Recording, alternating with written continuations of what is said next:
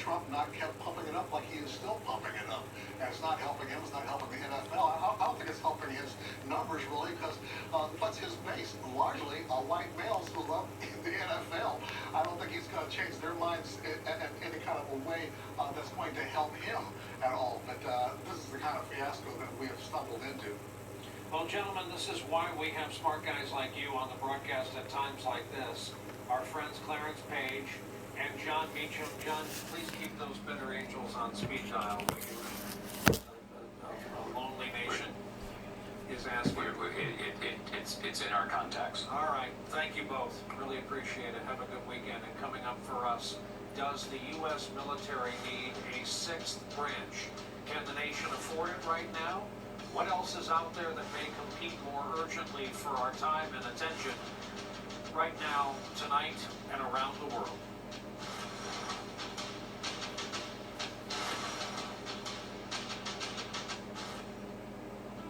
Summer is coming, and it's time to get outside. Pack in even more adventure with Audible. With the largest selection of audiobooks, Audible lets you follow plot twists off the beaten track, or discover magic when you hit the open road. With the free Audible app, your stories go wherever you do. And for just $14.95 a month, you get a credit good for any audiobook. If you don't like it, exchange it anytime. No questions asked. You can also roll your credits to the next month if you don't use them. So take Audible with you this summer. On the road, on the trail, or to the beach. Start a 30-day trial and your first audiobook is free. Cancel anytime and your books are yours to keep forever. No matter where you go this summer, make it better with Audible. Text SUMMER17 to 500-500 to start listening today.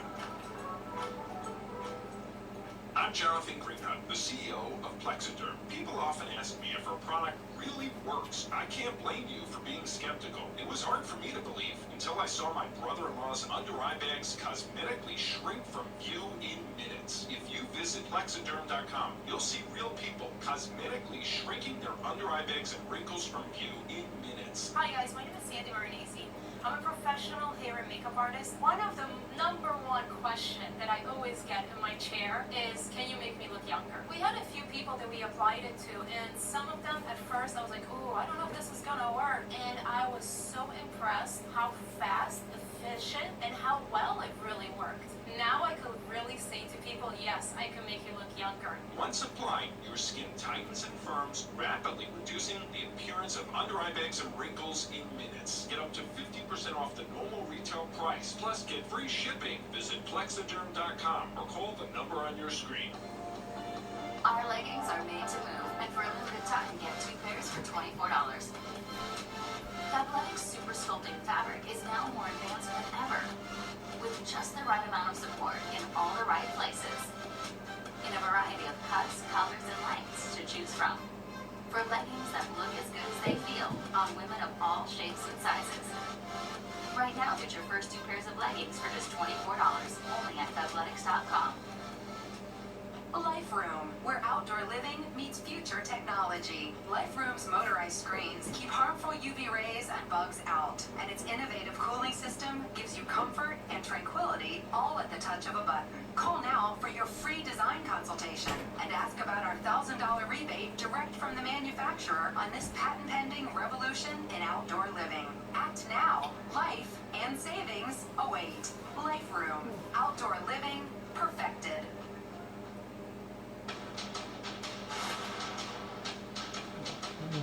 I had a great meeting with Putin. We discussed everything. I had a great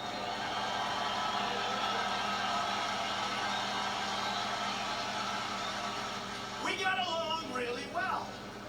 By the way, that's a good thing, not a bad thing.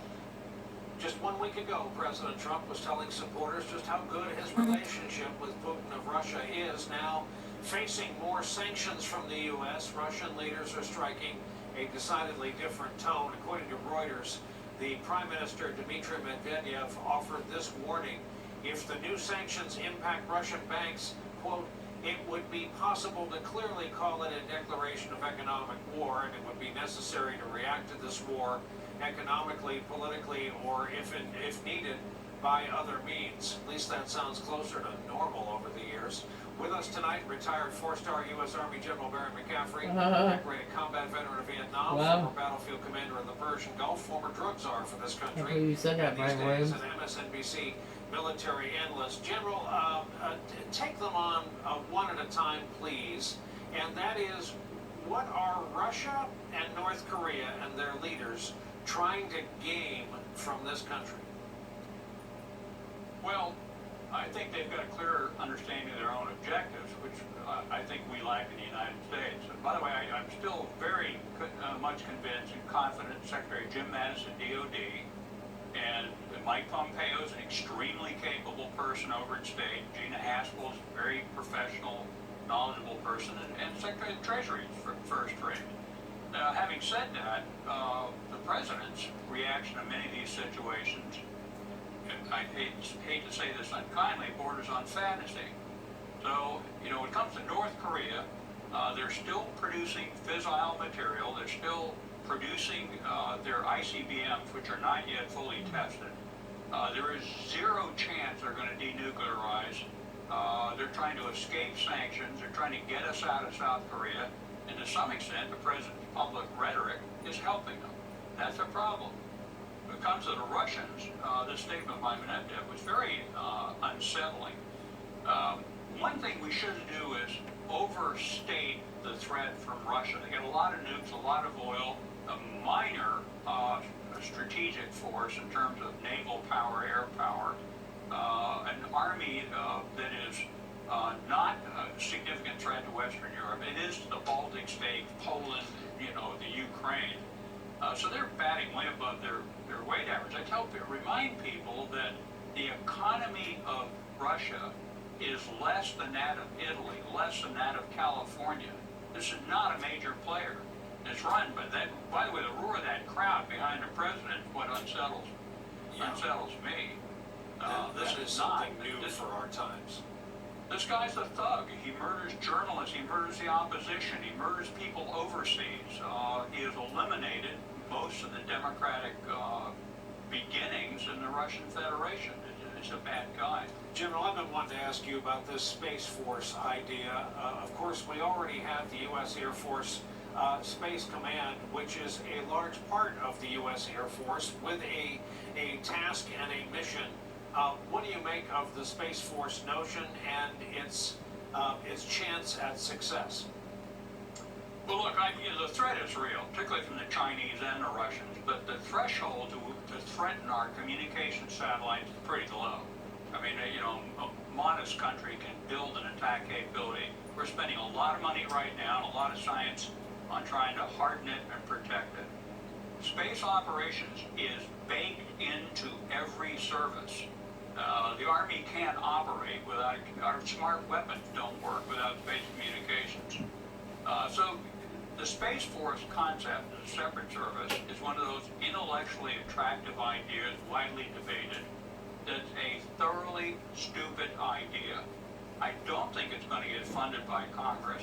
It would be a 10 to 15 year struggle to disentangle every one of those elements and stick it under a new service with new uniforms, civilian secretariat, a new chief, but I don't think it's going to happen, but it's not a very good idea. It's an organizational fix to a functional challenge that I think Mattis is addressing right now, minus new legislation. Give us your 1 minute summation of this president's behavior. And I've heard you put it this way: what if he were a combatant commander in the military?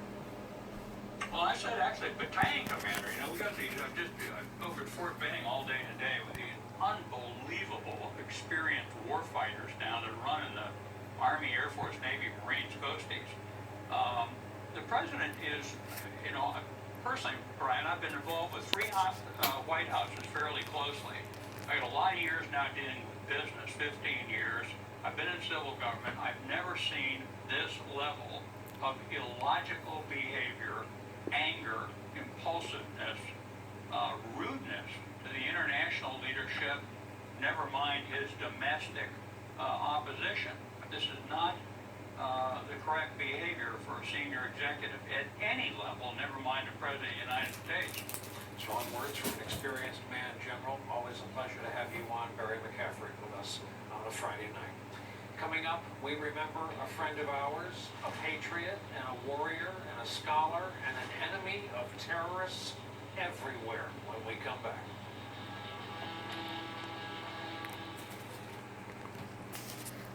From the very beginning, it was always our singular Funding, and he did the big Snoopy dance. Let's watch.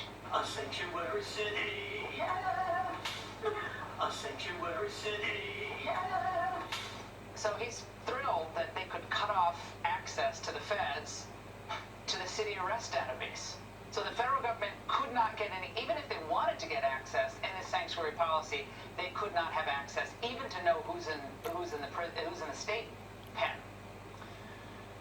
Correct, and one of the larger sort of issues at stake here is that in the post 9/11 world, it's very, very important that all levels of law enforcement, state, local, federal, that they're talking to each I other. thought that's what the point. I thought after 9/11, everyone's supposed to talk to each other. Obviously, FBI, CIA. But aren't we all supposed to be working together as Americans to keep our communities, our country safe? I really do not understand the sanctuary stuff. I don't. Well, I don't get it. The problem is prior to 9/11, a lot of law enforcement were in silos. They weren't talking to each other, they weren't communicating. We made a lot of progress since then. And I think that having, for example, a sanctuary city policy where the locals are not communicating with the federal authorities and are in fact defying federal law is a step backwards. And we do that at our own peril. Now, you're not a political figure, but you live in Philadelphia, you live in the area. What is your sense about the constituents? I mean, minorities, the poor, the disadvantaged are the ones who are victimized the most by recidivist illegal immigrant crime. Any sense about how they're feeling about this mayor? Again, I think that what people want is they want to know that their law enforcement officers, whether they're federal or local or state, are enforcing the rule of law in a nonpartisan, fair manner, treating everybody fairly. And it is fundamentally un-American and fundamentally unfair to not enforce the law against an entire population. Any sense about these nationwide injunctions, the sanctuary city, defund, that was one federal district court ruling. We have other individual federal district court rulings on immigration. Well, first of all, on that sanctuary cities case that you mentioned earlier, the last word hasn't been written on that. There was a case in the Eastern District of Pennsylvania, my district, that was ruled on, but there's lots of these cases going on around the country, and they all sort of percolate their way up to the court They're system. supposed to. There shouldn't be a nationwide injunction with one district court judge, or should there be?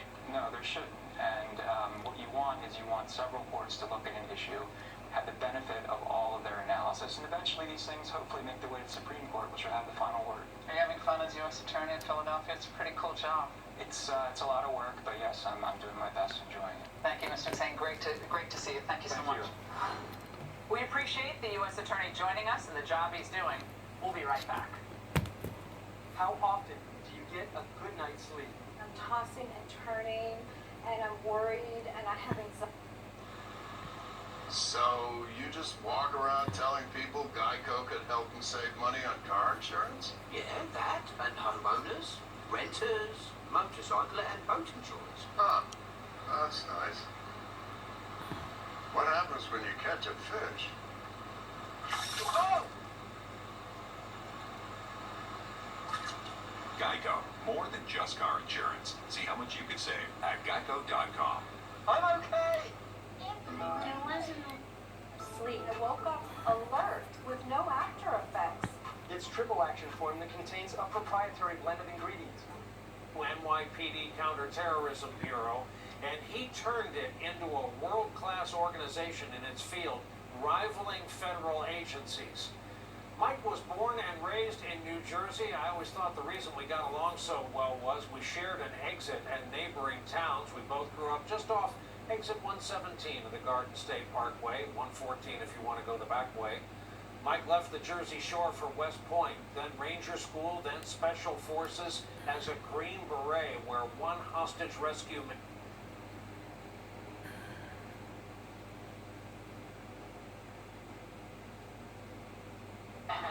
There's more running and there's more action. And it's funny. And it's fun. Street, they might not want you to know. Awesome show. Why are you so down? It's the holidays.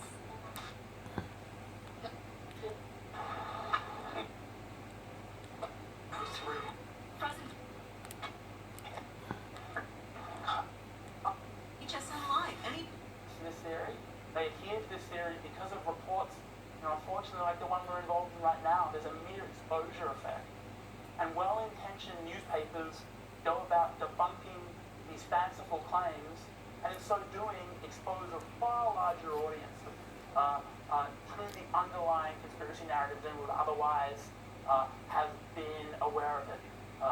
And so I would be amazed if QAnon has sort of the durability or trenchancy or widespread belief that like the 9/11 conspiracy theories, for instance, have, or the President Obama birtherism conspiracy theories. But it might be the case that this goes on to grip some of President Trump's supporters and become a recurrent fundamental part of his supporter base. But if I had to guess, and this is speculation of course, it's more a function of the fact that we're in sort of the dog days of baseball, and football hasn't started back again. And so we're casting around for things to sort of talk about. And so I would be surprised if this goes on to be an enduring part of American public opinion. Our guest is with us until 9:30. If you wanted to ask him questions about QAnon and what you've heard, or questions about the person or group itself, 202-748-8001 for Republicans, 202-748-8000 for Democrats, and Independents, 202-748-8002. You can also tweet us your thoughts at C-SPAN WJ. Professor, you spoke about a terrorism-related incidents. We also just received some of the radio transmissions from the tower and apparently the plane. So this is a conversation between the air control tower and the mechanic flying this plane. Take a listen.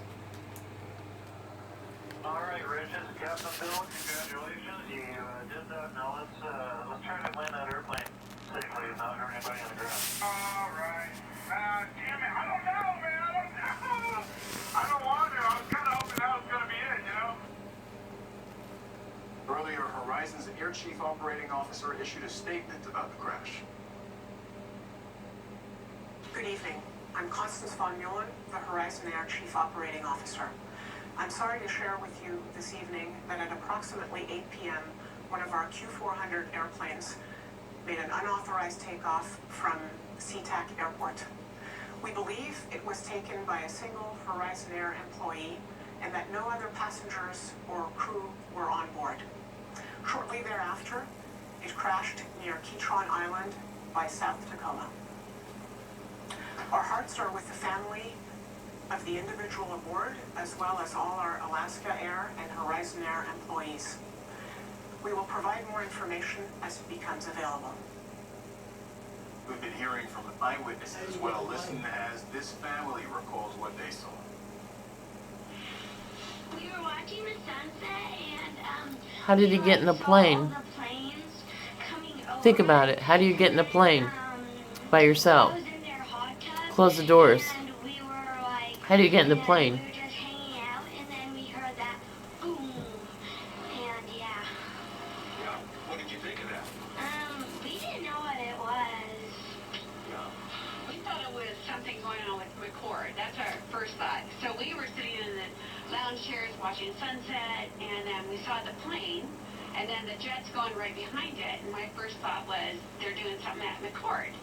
And I'm like, so late at night, you know, and then we heard a third jet, and then we kind of were, sunset was done, we went up to the house, they were putting everything away down at the pool, and that's when they heard the boom.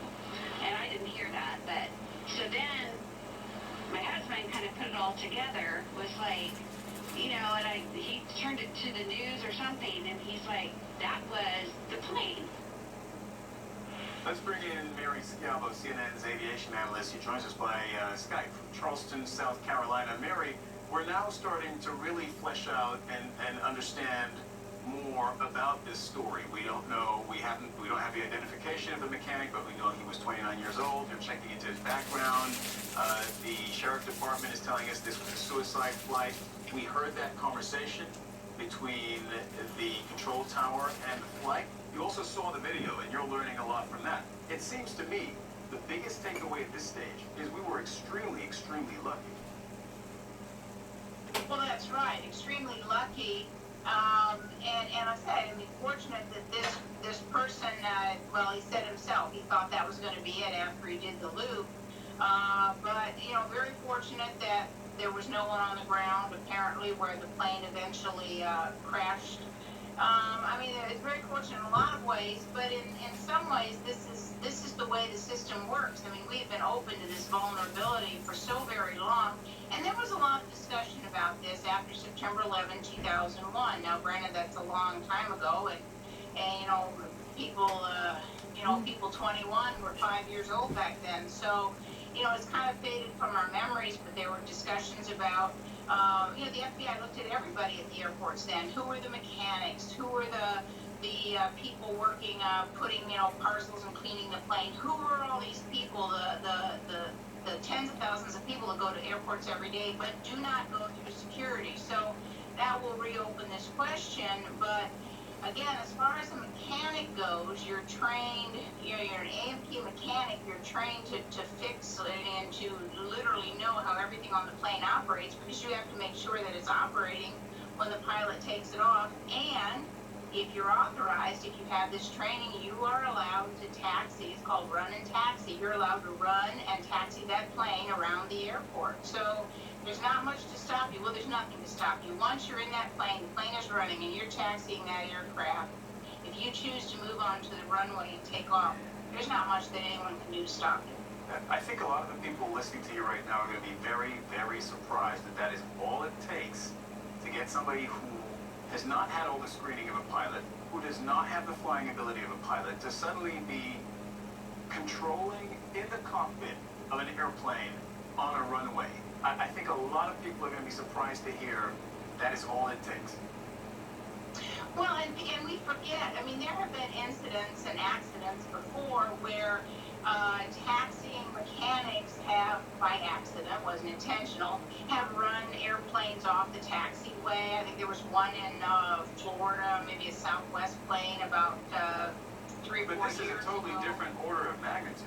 Right, exactly. But, we forget that there are people on the airfield who can, literally have total access to all of the aircraft equipment, and they don't have an FAA medical certification, which is the way, a lot of ways you can check if somebody has a medical or a mental problem.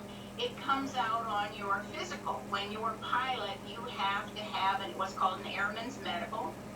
And on that, you must disclose by law to the Federal Aviation Administration drugs for depression.